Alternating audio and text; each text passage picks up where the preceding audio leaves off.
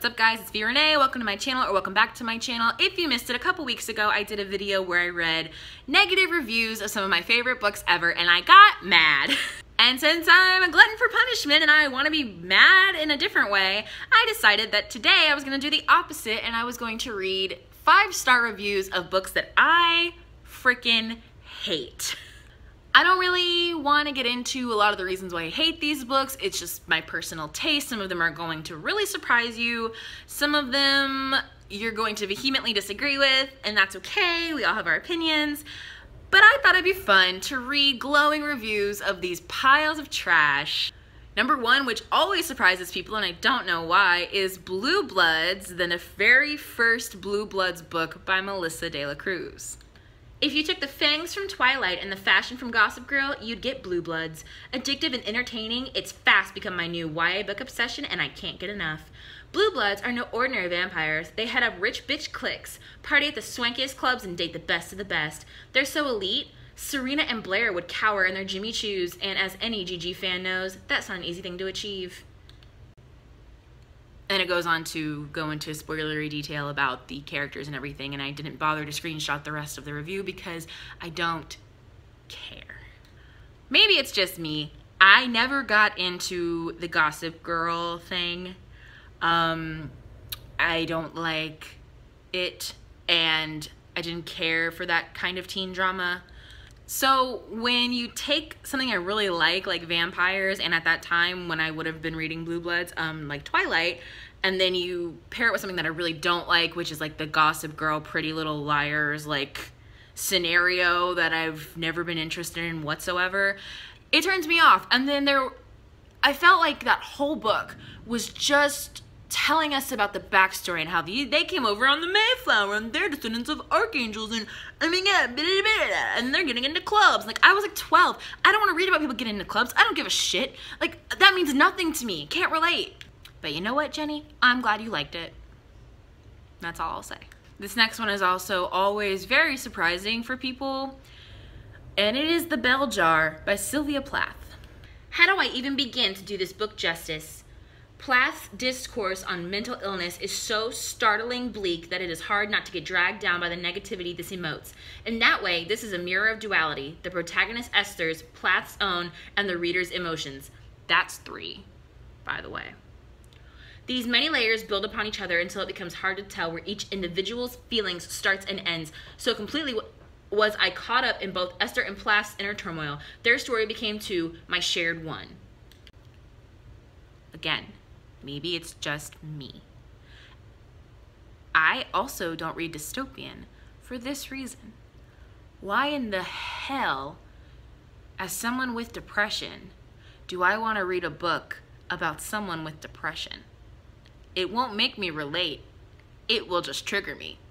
And that's exactly what The Bell Jar did when I tried to read it. I wanted to kill myself. Again, maybe it's just me, because every other girl I went to school with who wore black combat boots and listened to My Chemical Romance also liked Sylvia Plath, but I didn't. And Danny with 2 eyes, this don't make me want to read it. It just makes me want to stay farther away from it than I already was. The next one is Brave New World by Aldous Huxley, maybe?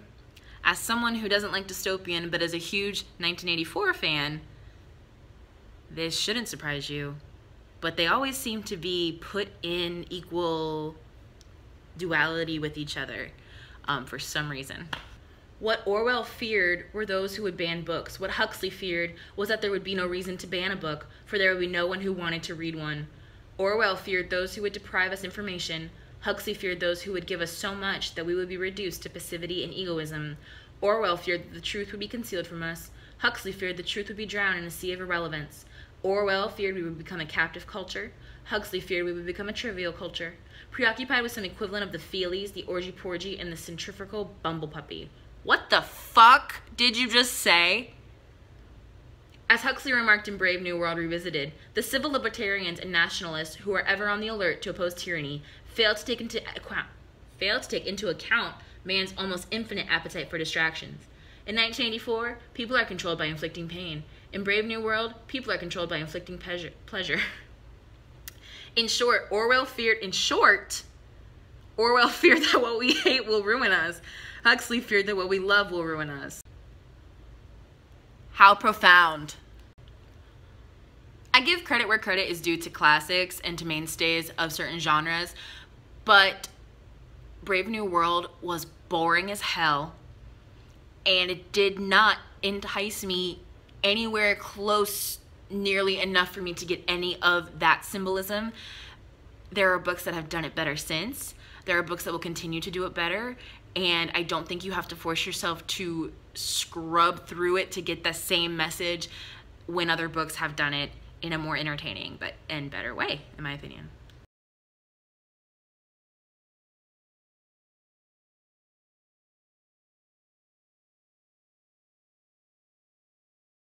The quality of the novel does stand up to the standards set by preceding works, but despite the creative storyline and captivating emotions shown in The Host, there are some flaws to be found in the depth of the characters. I'm a fan of the Twilight series and could not stop myself from finding many links between this novel and the Twilight series in regards to the characters, their emotions, and their interconnected relationships. So what you're saying is she rewrote the book with different names and character plot things and just kept the same people? Yeah, And if you were following me this time last year, this should be no surprise to anyone, but the final book I'm gonna be reading positive reviews of that I can't stand is Stephanie Garber's Caraval. Unsubscribe. I tried really hard to like Caraval because of the hype, and I DNF'd that book before Caraval even started, because I felt like it was taking 6,000 years for it to start, and I didn't care about Scarlett or Tella or Julian. I didn't care about any of them enough to keep reading. This is one of the most interesting books I have ever read. I literally stayed up all night reading this. The book had me hooked from the beginning, by which I mean from the blurb. The concept of Caraval was extremely hyped, and this book lived up to all my hopes and expectations. The story was extremely captivating and keeps you at the edge of your seat. Are you sure about that? The mystery and the constant suspicion left me theorizing so much. The ending of this book fascinated me to no bounds. Now coming to our protagonist, Scarlett. Not the brightest protagonist, and definitely not one of my favorites. Bitch, me either. Immediately. I don't like this bitch. Like, girl, same. Scarlett is pushed into the world of Caraval, but not in the circumstances she expected. I feel like Scarlett paid more attention to demanding that she wanted to save her sister than actually trying to play the game. But at the same time, even though Scarlett was not trying to figure the game out, I most definitely was. The entire story leaves you wanting more. I don't think I can say anything else that won't spoil the book, but I urge you to read this book. I hope Stephanie Garber keeps writing. This book was everything I expected. There's a difference between a book making you want more and a book not delivering on its expectations. And for me, the little bit of Caraval that I read, that I could force myself to read, did not deliver on the expectations. I understand you have to set up a story. My own book starts a little slow, but I had to, it was like pulling teeth trying to read Caraval for me. It was perfectly nice. The writing style was nice, but just immediately I could see like what was supposed to happen. I got the sense that like Scarlett sucked, and like that I didn't want to be following her, and that Julian, like, they were gonna end up together, but like why? Because he's way more interesting than her. Like, I don't know, man. It just really was not for me. That being said, I would like to say, if you liked any of the 5 books that I just totally shit on, that's awesome for you. If you wrote one of these Goodreads reviews and I just made fun of you, please don't take it personally. I'm just doing this for fun. Same thing with my video 2 weeks ago.